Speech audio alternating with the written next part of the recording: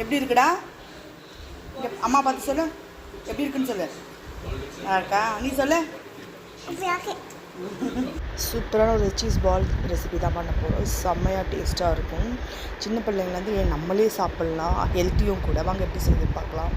அதுக்கு நான் வந்து 2 உருளைக்கிழங்கை வந்து வேக வச்சு எடுத்துருக்கேன். இப்போ இது வந்து நம்ம மசிச்சுக்கலாம். அதில் கொஞ்சமாக கார்ன்ஃப்ளவர், கொஞ்சமாக அரிசி மாவு போட்டு லைட்டாக உப்பு போட்டு பிசைச்சிக்கலாம். ஒரு பவுலில் கொஞ்சமாக மைதா, கார்ன்ஃப்ளவர் போட்டு கொஞ்சம் லைட்டாக உப்பு போட்டு பெசரி வச்சுக்கலாம்.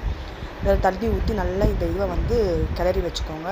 இப்போ நம்ம உருளைக்கிழங்கு வேக வச்சோம் மசிச்சோம் இல்லையா, அதோடையே கொஞ்சமாக பிரெட் க்ரம்ஸையும் போட்டு நல்லா பிசைஞ்சு இந்த மாதிரி உருண்டை பிடிச்சி அதுக்குள்ளே ஒரு சீஸை வச்சு நல்லா பால் பண்ணிக்கோங்க.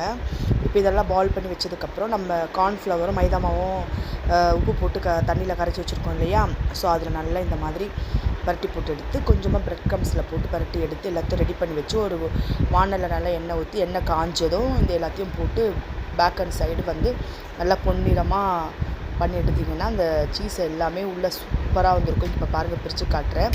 சாஸ் வச்சு கொடுத்திங்கன்னா பிள்ளைங்கள்லாம் ரொம்ப விரும்பி சாப்பிடுவாங்க. ஸ்கூலை விட்டு வந்ததுக்கப்புறம் ஒரு நல்ல ஈவினிங் ஸ்நாக்ஸாக இருக்கும். செம்ம சூடாலாம் சூப்பராக இருக்கும். செஞ்சு பார்த்துட்டு எப்படி இருக்குன்னு கமெண்ட் பாக்ஸில் கமெண்ட் பண்ணுங்கள். மறக்காமல் நம்ம சேனலை சப்ஸ்கிரைப் பண்ணுங்கள். பாய்.